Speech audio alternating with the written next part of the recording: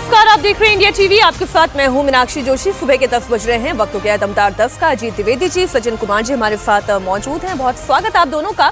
आज खबरों की शुरुआत कर रहे हैं पाकिस्तान से।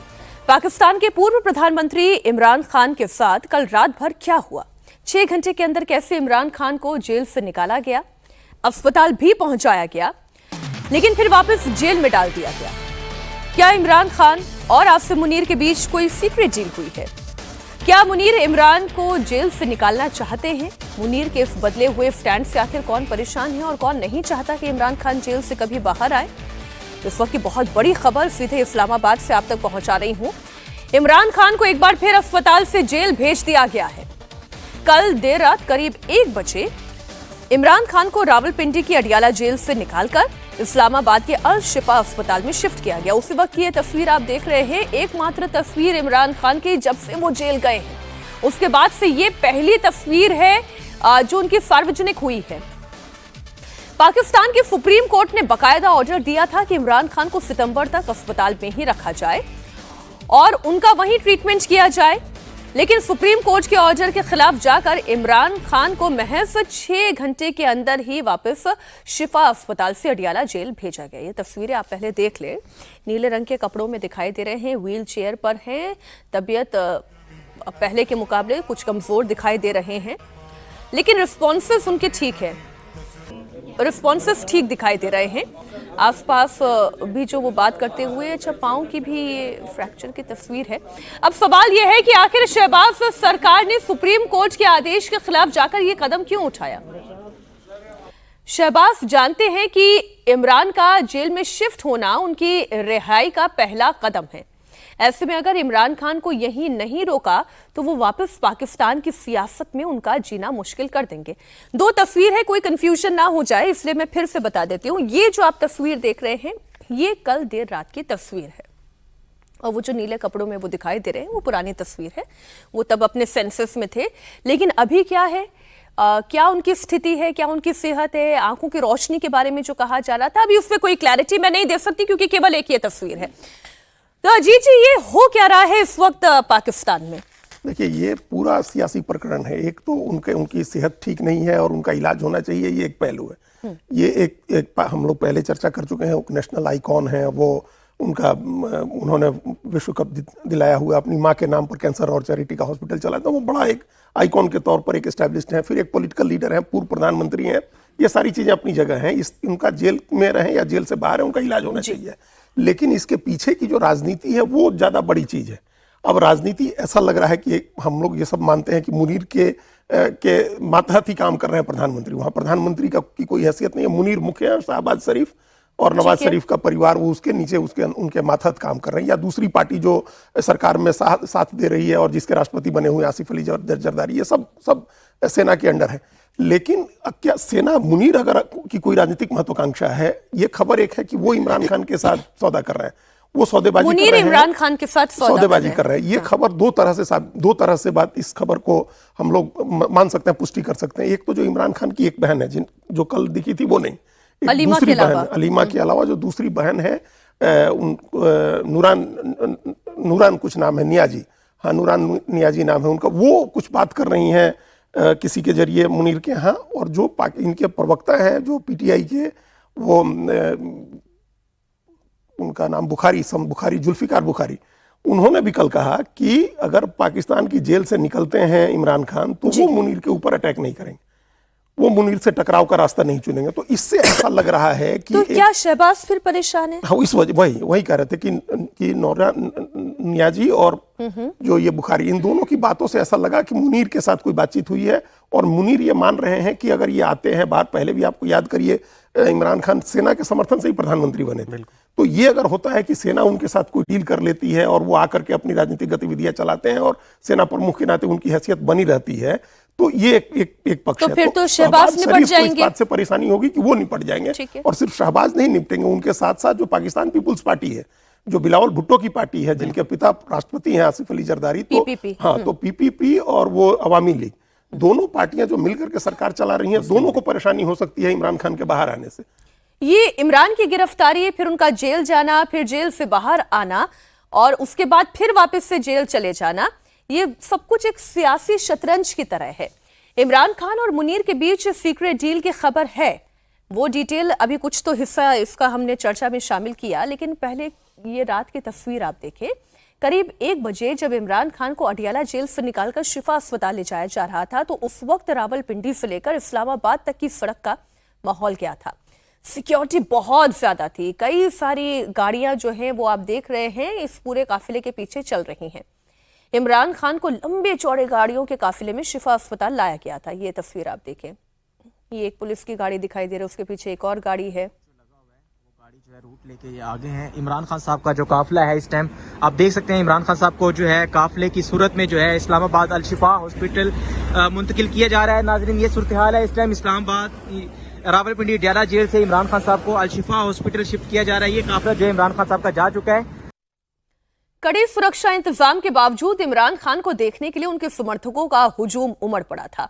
लोग सड़कों पर फूलों की बारिश कर रहे थे।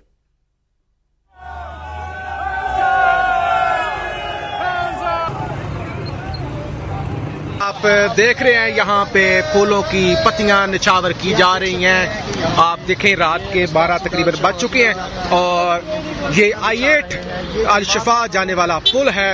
यहाँ पे ये आप बराह रास्त देख रहे हैं कि फूलों की पत्तियां जो है वो रोड पर निछावर की जा रही है। आप देख रहे हैं। अब किसी नेता की पॉपुलैरिटी क्या है वो इसी तस्वीर से आप अंदाजा लगाएं कि रात के 12 साढ़े 12 की तस्वीर और लोग सड़क पर खड़े हैं, फूलों की बारिश कर रहे हैं। अडियाला जेल शिफा अस्पताल की दूरी करीब 25 किलोमीटर की है। बाय रोड अगर जेल से अस्पताल पहुंचे तो आधे घंटे का समय लगता है। इमरान खान को लेकर रात करीब 1:30 बजे गाड़ियों का काफिला अल-शिफा अस्पताल पहुंचा था। इमरान के अस्पताल पहुंचने के साथ साथ बिल्डिंग की सभी लाइट्स बंद कर दी गई। अस्पताल स्टाफ के मोबाइल तक जमा करा लिए गए जिससे कि कोई तस्वीर बाहर न आने पाए। गेट के बाहर मौजूद मीडिया कर्मियों को भी वहां से हटा दिया गया। बहुत खुशी है, मतलब वो तो ऐसे चला गया। वो अंदर डेंटल से ना वो है अस्पताल के अंदर एंट्री करते हुए मात्र एक तस्वीर है जो हम आपको दिखा रहे हैं। रिपोर्ट्स के मुताबिक इमरान खान का कुछ घंटे तक डॉक्टर्स के पैनल ने मेडिकल चेकअप किया और उसके बाद फिर सुबह तड़के ही उन्हें वापस जेल भेज दिया गया। अब सवाल यह है कि इमरान खान को सुप्रीम कोर्ट के ऑर्डर के बावजूद वापस जेल किसने भेजा? क्या शहबाज शरीफ, जैसा भी अजीत जी और हम डिस्कस कर रहे थे कि इमरान खान के बाहर निकलने से घबरा गए हैं? न्यूज एजेंसी रॉयटर्स की रिपोर्ट यह कहती है कि इमरान और मुनीर के बीच एक सीक्रेट डील हुई है। इमरान के करीबी सहयोगी ने रॉयटर्स को यह बताया है कि अगर उन्हें रिहा किया जाता है तो वो सेना या सेना प्रमुख आसिम मुनीर से कोई टकराव नहीं करेंगे। इमरान की पार्टी पीटीआई के प्रवक्ता जुल्फिकार बुखारी ने भी इशारा किया कि उनकी पार्टी सेना के साथ सुलह करने को तैयार है और ये इस बात का इशारा है कि इमरान खान और आसिम मुनीर के बीच शायद कोई समझौता हो गया है। उधर पीपीपी के बिलावल भुट्टो के सुर भी बदल गए हैं। वो इमरान को अस्पताल में ट्रांसफर करने के फेवर में है। ऐसे में बचते हैं शहबाज शरीफ। शहबाज को यह पता है कि अगर इमरान खान जेल से निकले तो फिर उनका टाइम ओवर हो जाएगा। एग्जैक्टली कहानी ये है। तो दर्द शहबाज शरीफ का है और इमरान खान इसलिए फिर अस्पताल से वापस जेल पहुंच गए। देखिए, दर्द दोनों पार्टी का है। कारण यह है कि वहां पे दो चीजें हैं कि एक तो बिना सेना के समर्थन के आप सत्ता में सियासत में नहीं जम सकते हैं, लेकिन दूसरी तरफ क्या होता है कि आपको जनता का सेंटिमेंट भी देखना है। अभी क्या हो गई है कि दोनों पार्टी को, जो राष्ट्रपति और प्रधानमंत्री हैं, अलग अलग पार्टी, दोनों को पता है कि जो जनता है पाकिस्तान की आवाम जो है उसकी जो सेंटिमेंट है वो इमरान खान के साथ है। तो दोनों गुड बुक में, इसीलिए वो कह रहे हैं कि जो राष्ट्रपति हैं वो अस्पताल में ट्रांसफर किए जाने के हक में। तो कल जो भेजा गया, एक तो कंप्लायंस कर लिया गया टेक्निकलिटी में कि सुप्रीम कोर्ट ने कहा, वहां पे भेज दिए गए, चेकअप भी हो गया। अब डॉक्टर्स उस माहौल में, कोई पाकिस्तान जैसे डेमोक्रेसी में डॉक्टर कोई ऑटोनमस रिपोर्ट तो लिखेगा नहीं, उसने दे दिया कि he is fit to return. तो उसके बाद आप टेक्निकलिटी के नाते ले आए हैं। लेकिन सवाल यहां पे आ गए हैं कि तीनों आप देखें कि मुनीर हो, शहबाज शरीफ हो और जरदारी जो राष्ट्रपति हो, तीनों के हिसाब से उनकी समस्या है कि अभी जो पाकिस्तान में लेजिटिमेसी की क्राइसिस है, जो सेना और वहां की सत्ता दोनों एक है, वहां पे अलग अलग नहीं है। पूरे पाकिस्तान में उसका लेजिटिमेसी नहीं है। लाहौर तक में आपकी लेजिटिमेसी नहीं है। खैबर पख्तूनख्वा और पीओके की तो बात छोड़ दें, वैसी स्थिति में आप देखिएगा, अब हर कोई ये चाहेगा कि समाज में पाकिस्तान की जो आम है उसके नजर में अपने आप को इमरान खान से जोड़ के विलेन न बनाए और दूसरे को विलेन बनने से बच रही है। और जो राष्ट्रपति और प्रधानमंत्री का भी इक्वेशन अभी देखने वाला है, क्योंकि दोनों का पॉलिटिकल राइवलरी भी है कि आप चाहेंगे कि दूसरे को ज्यादा, तो इसमें सबसे ज्यादा फंस जो गए हैं वो शहबाज शरीफ फंस गए, क्योंकि इमरान खान या उनकी पार्टी को पता है कि बिना सेना के समर्थन के आप सत्ता में वहां पे नहीं टिक सकते हैं। तो वैसी स्थिति में अगर कोई डील होती है तो सबसे बड़ा जो उसमें कोलेटरल डैमेज होगा ये शहबाज शरीफ साहब का होगा, जो अभी ईरान और कॉन्फ्लिक्ट में सबसे आगे चल के अपनी कुछ दिखाने की कोशिश कर रहे हैं। बात पाकिस्तान की सियासत के बाद देश की सियासत की करेंगे। देश में वंदे मातरम पर सियासत जारी है। कांग्रेस पार्टी अब तक ये दलील दे रही थी कि वो सरकारी कार्यक्रमों में वंदे मातरम का सभी 6 स्टेंजा गाएगी, लेकिन जहां प्राइवेट प्रोग्राम होगा वहां पर केवल 2 पैरा गाए जाएंगे। लेकिन केरल में कांग्रेस की सरकार तो इससे और आगे निकल गई। संसद द्वारा कानून बनने के बावजूद केरलम विधानसभा में 6 में से केवल 2 ही छंद गाया गया। साथ ही स्वतंत्रता दिवस के मौके पर राष्ट्रीय गीत यानी वंदे मातरम की जगह सिर्फ राष्ट्रगान ही किया गया। इसे लेकर बीजेपी एग्रेसिव है। बीजेपी आज केरलम में प्रोटेस्ट कर रही है। केरलम के सभी जिला मुख्यालयों में बीजेपी आज वंदे मातरम का गायन करने वाली है। केरलम में कांग्रेस की सरकार में सबसे बड़ी सहयोगी कौन है? इंडियन यूनियन मुस्लिम लीग यानी IUML। 22 विधायक हैं इसके।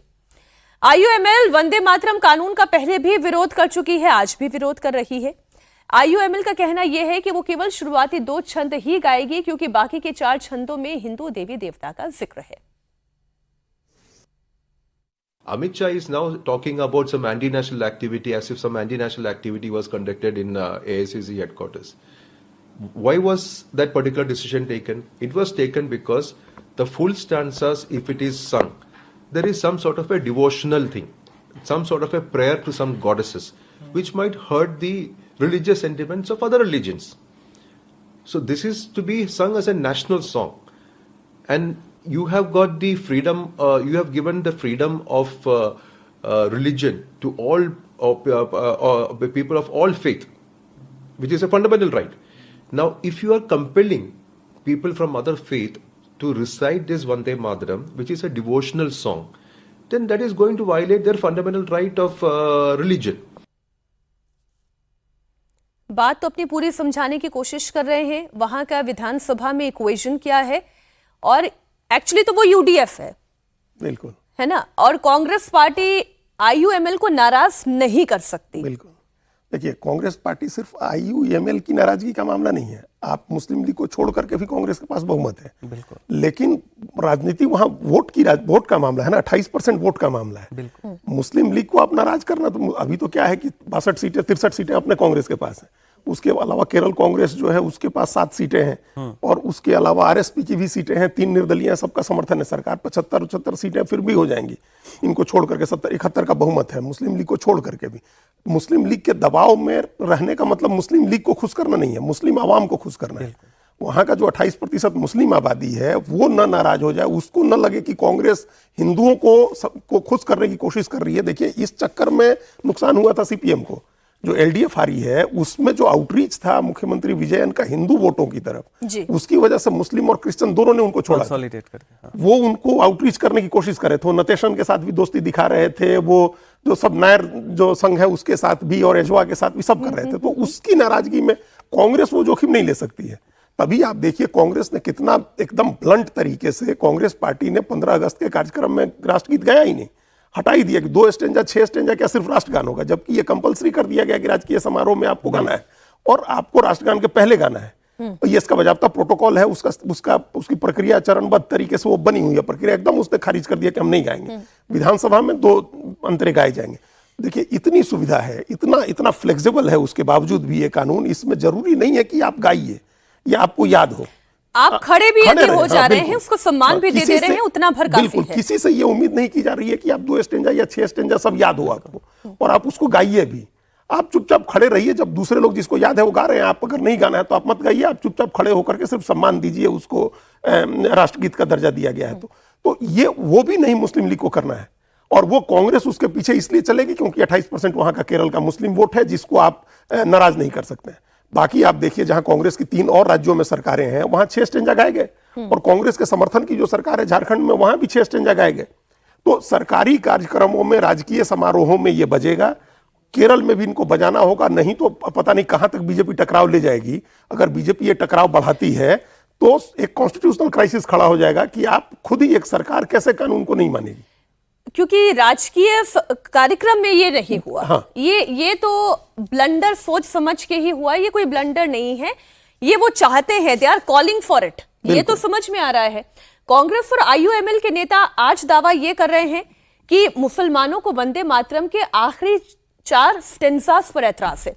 आजादी से पहले भी मुस्लिम नेताओं ने इसका विरोध किया था, इसलिए 1937 के अधिवेशन में वंदे मातरम के केवल 2 पैरा गाने का फैसला हुआ था, और ये कांग्रेस के अधिवेशन में हमने कई बार आपको चर्चा करके बताया भी है। लेकिन कुछ इंटरेस्टिंग फैक्ट है जो आज दर्शकों को जानना चाहिए।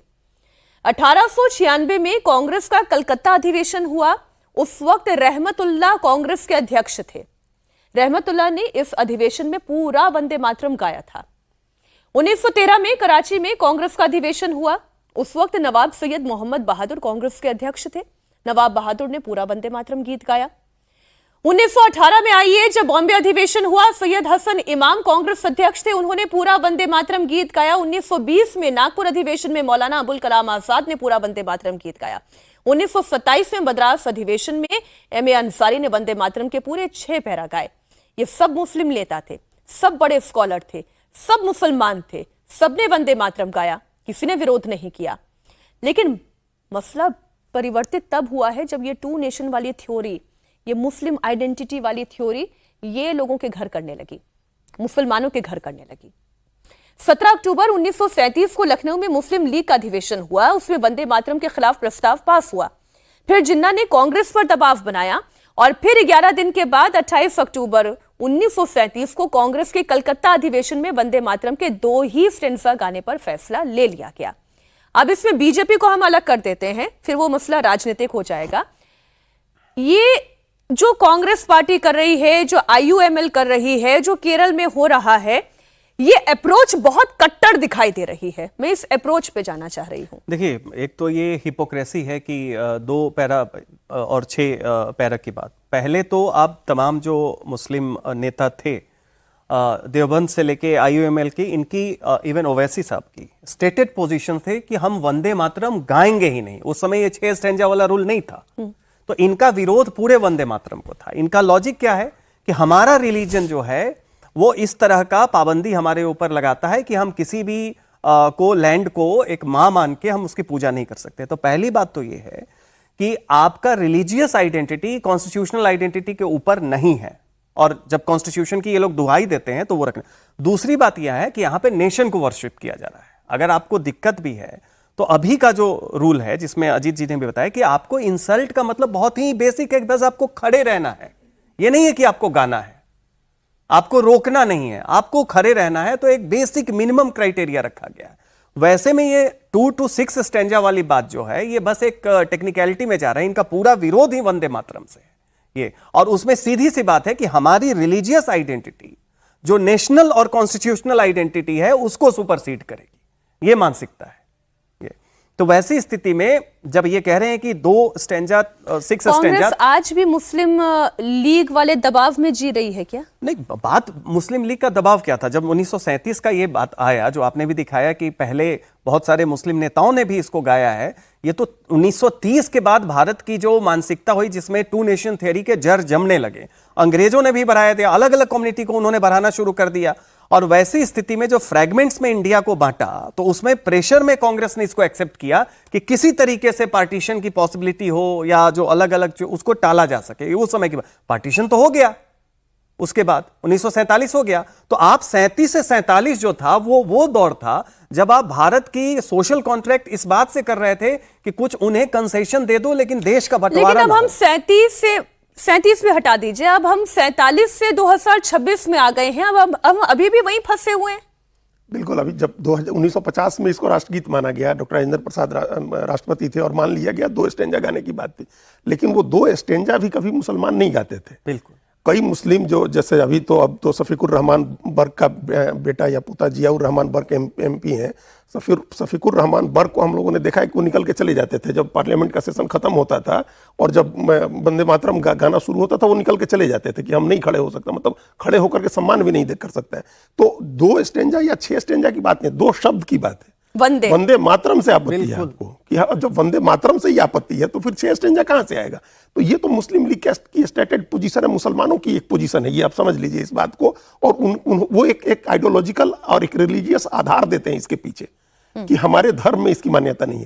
कांग्रेस पार्टी का क्या आधार है? कांग्रेस पार्टी किस आधार पर विरोध करे? कांग्रेस पार्टी क्योंकि मुसलमानों के साथ सामंजस्य बैठा रहे तो एक बीच का रास्ता वोट मिलता रहे। सामंजस्य बैठाना नहीं है, वोट की मुसलमान तो एक आइडियोलॉजिकल रिलीजियस स्टैंड ले रहा है, कांग्रेस का क्या स्टैंड है? फिल्म अभिनेत्री और अदाकाराओं का क्या स्टैंड है, वो भी दर्शकों को जानना जरूरी है। वंदे मातरम वाली ये जो लड़ाई है वो बॉलीवुड तक पहुंची है। बॉलीवुड एक्टर सैफ अली खान की मां और अपने जमाने की मशहूर एक्ट्रेस रही शर्मिला टैगोर ने वंदे मातरम कानून का विरोध किया। उन्होंने इसे मुस्लिमों के खिलाफ बताया। शर्मिला टैगोर के बयान का जवाब बीजेपी सांसद एक्ट्रेस कंगना रनौत ने दिया। उन्होंने शर्मिला टैगोर से अपील की कि वो हिंदू मुस्लिम वाली सोच से बाहर आए। शर्मिला टैगोर ने दरअसल कहा कि कई लोग एक ईश्वर में विश्वास रखते हैं, अनेक ईश्वर में विश्वास नहीं करते हैं। वंदे मातरम में एक नहीं अनेक ईश्वर का जिक्र है। ऐसे में जो लोग एक ईश्वर को मानते हैं उनके लिए वंदे काली वंदे दुर्गा कहना मुश्किल है। इसलिए वंदे मातरम के शुरुआती 2 छंद ही अच्छे हैं। मेरा पॉइंट ऑफ व्यू है कि यहाँ पे काफ़ी रिलीजन के लोग रहते हैं, मजहब के लोग रहते हैं जो एक गॉड में विश्वास करते हैं, single God, not many God's. और वंदे मातरम के जो स्टैंजा है वो वंदना करते हैं मेनी गॉड्स। आप पढ़ेंगे उसको तो आपको पता चलेगा, उसमें all the gods are mentioned by name. तो वो जो एक रिलीजन में विश्वास करते हैं उनके लिए मुश्किल है कहना कि वंदे काली, वंदे दुर्गा, वंदे, मुश्किल है। तो इसीलिए अगर इंडिया में जितने रिलीजन के लोग हैं उसको अगर हम इकट्ठा साथ लेके चले तो पहला 2 stanza is very good. Sharmila Tagore के बयान के जवाब में कंगना रनौत ने सोशल मीडिया पर एक पोस्ट लिखा, कृपया हिंदू मुसलमान वाली सोच से बाहर आएं। भले ही हम एक ही ईश्वर को मानते हों, डॉक्टर भी उस ताकत को शक्ति ही कहते हैं। आइए एक दूसरे को अपना समझकर गले लगाएं।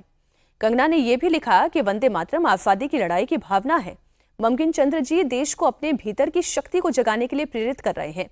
आप कला की इतनी महान रचना को महज एक धार्मिक रीति रिवाज कैसे कह सकती हैं? स्वामी विवेकानंद ने मशहूर बात कही थी कि उन्हें ऐसा युवा चाहिए जिनके शरीर लोहे और हड्डियों का ढांचा स्टील का हो, जिनकी नसों में बिजली जैसी ताकत दौड़ती हो।